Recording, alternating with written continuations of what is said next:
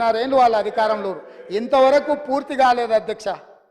ఏ కాళోజీ కవిత్వం గురించి గొప్పగా చెప్పి కాళోజీ గురించి గొప్పగా మాట్లాడుతున్న వాళ్ళు ఈ ప్రస్తావన తెచ్చిన పల్లా రాజేశ్వర రెడ్డి గారు, నేను మీకు గుర్తు చేయదలుచుకున్నా, కాళోజీ కళాక్షేత్రం వరంగల్లో మొదలుపెట్టింది ఎప్పుడు, ఈ రోజుకు అక్కడ మొండి గోడలతో నిలబడ్డది. ఈ కళాక్షేత్రాన్ని కూడా పూర్తి చేసి కాళోజీ గారి గౌరవాన్ని నిలబెట్టే బాధ్యత మా ప్రభుత్వం తీసుకుంటుంది. 9 నెలల్లో ప్రగతి భవన్ పట్టుకోగలుగుతారు మీరు ఉండడానికి రాజసౌధం. అదేవిధంగా ఎంతమంది అడ్డం పడ్డా, మీ వాస్తు సరిగ్గా లేదనో, మీ దశ దిశ మార్చుకోవడానికో సచివాలయాన్ని ఆగమేఘాల మీద పూర్తి చేసుకున్నారు, పూర్తి చేసిండ్రు, బాగానే ఉంది. కాళోజీ కళాక్షేత్రం ఎందుకు పూర్తి చేయలేదని ప్రజలు అడుగుతున్నారు. మా కాకపోయినా ప్రజలకు సమాధానం చెప్పండి. ఇది తెలంగాణ సంపద కాదా కాళోజీ కళాక్షేత్రము? ఈ తెలంగాణ ప్రజల ఆత్మగౌరవం కాదా? కాళోజీ కళాక్షేత్రాన్ని కూడా 9.5 సంవత్సరాలు సమయం ఇచ్చిన పూర్తి చేయలేని ప్రతిపక్షం మమ్మల్ని మీరు అది చేయలేదు, మీరు ఇది చేయలేదు, మీరు చెప్పిందంత ఏమైంది అని ఏం మాట్లాడుతున్నారు అధ్యక్ష? మాట్లాడే ముందు ఒక్కసారి జీడిగింజను అడిగిండ్రంట, ఏంది నీ సంగతి అని. నాకేడి సిగ్గు, నేను మొత్తం నల్లగానే ఉన్నా కదా, ఏ పక్క చూసినా అని అన్నదంట. గట్లనే ఉంది మీరు చేసే వ్యవహారం అంతా. అదేవిధంగా అధ్యక్ష,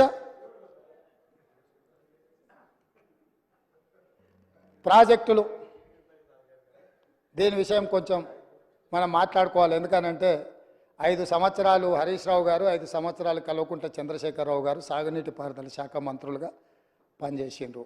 ఇక వారికి ఉన్న అనుభవం, వారికి ఉన్న జ్ఞానము, వారికి ఉన్న మేధో సంపత్తి వాళ్ళ మాటల్లోనే చాలాసార్లు మనం విన్నాం.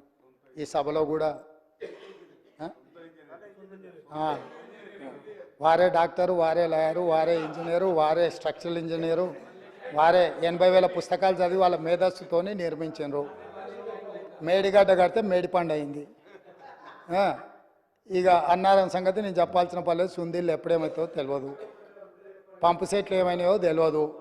ఇవాళ వీటి మీద చర్చ వచ్చినప్పుడల్లా, కాళేశ్వరం అవినీతి గురించి చర్చ వచ్చినప్పుడల్లా కృష్ణానది జలాలను ప్రాజెక్టులు అప్పచెప్పిండ్రు అని మాట్లాడుతున్నారు అధ్యక్ష.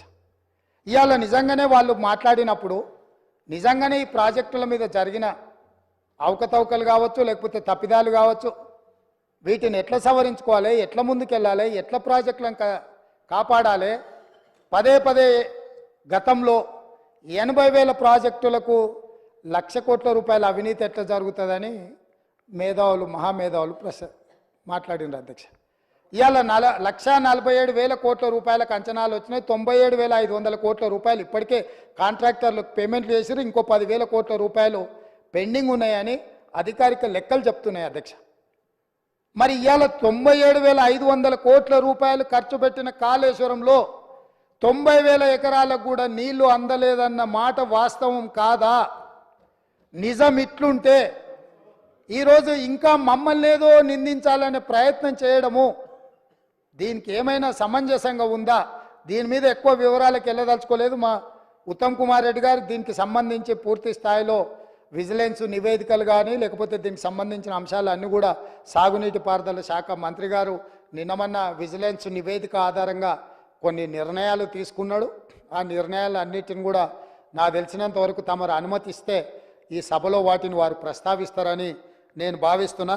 అదేవిధంగా కృష్ణానది జలాలకు సంబంధించి కృష్ణా ప్రాజెక్టులను అప్పచెప్పిందని, కృష్ణా ప్రాజెక్టులను మొత్తం కాంగ్రెస్ వాళ్ళు వస్తేనే కాకెత్తుకపోయిందని, లేకపోతే కేంద్రానికి మేమేదో రాసి చేసినామని, అసలు ఏం మాట్లాడుతున్నారు అధ్యక్ష? అసలు ఏమైనా బాధ్యత అనేది ప్రతిపక్ష పార్టీగా 1% వాళ్ళు నిర్వహిస్తున్నారా? ఈరోజు కృష్ణానది జలాల మీద ఏర్పాటు చేసిన కృష్ణా రివర్ మేనేజ్మెంట్ బోర్డ్ 2014 రాష్ట్ర పునర్విభజన చట్టంలో స్పష్టంగా పొందుపరిచినరు. ఆ రోజు నేను కానీ, మా ఉత్తమ్ కుమార్ రెడ్డి గారు కానీ, లేకపోతే మా కోమటిరెడ్డి వెంకటరెడ్డి గారు కానీ, ఇక్కడ ఉన్నోళ్ళం ఎవరం మేము ఎంపీలం కాదు అధ్యక్ష. ఏ రోజు కూడా ఈ పునర్విభజన చట్టం ప్రతి పదం నన్ను అడిగి నేనే రాసి నేనే తీర్చిదిద్దినా అని కూడా మేము ఏ రోజు చెప్పుకోలేదు అధ్యక్ష. మేము చెప్పుకోలేదు అధ్యక్ష. ఎవరు అధ్యక్ష ఆ రోజు సభలో సభ్యులు? కల్వకుంట్ల చంద్రశేఖరరావు గారు ఎంపీ. ఆ బిల్లు వచ్చినప్పుడు ఇటు లోక్సభలో కానీ అటు రాజ్యసభలో కేశవరావు గారు కానీ ఆ అంశాన్ని ప్రస్తావించి అభ్యంతరం పెట్టాల్సిన సందర్భంలో ఈ బిల్లును మేమే పాస్ చేయించినాం, మేమే తెచ్చినాం. దీన్ని రాసేటప్పుడు అందరు మాతోనే మాట్లాడారు, మొత్తం నా సూచనల మేరకే రాసిందని చెప్పారు అధ్యక్ష. ఆ రోజు రాసింది చంద్రశేఖర్ రావే అయితే అందులో ఒకవేళ లోపం ఉంటే ఆ లోపాలకు బాధ్యులు ఎవరు అధ్యక్ష? ఈనాడు ప్రతిపక్ష నాయకుడు ఆ లోపాలకు బాధ్యుడు కాదా అని నేను మీ ద్వారా అడగదలుచుకున్న అధ్యక్ష వాళ్ళను. ఈరోజు మీరు 2014 నుంచి 2023 వరకు కృష్ణా రివర్ మేనేజ్మెంట్ బోర్డు సమావేశాలు ఏర్పాటు చేసినప్పుడల్లా ఉమాభారతి గారు మంత్రిగా ఉన్నప్పుడు వారు వెళ్ళిండ్రు, చంద్రశేఖరరావు గారు వెళ్ళిండ్రు. వివిధ సందర్భాలలో వీళ్ళే అధికారికంగా వెళ్ళిండ్రు. ఇంతవరకు నేను మా ఉత్తమ్ కుమార్ రెడ్డి గారు ఏ సమావేశాలకు పిలవలేదు, మేము వెళ్ళలేదు అధ్యక్ష. మేము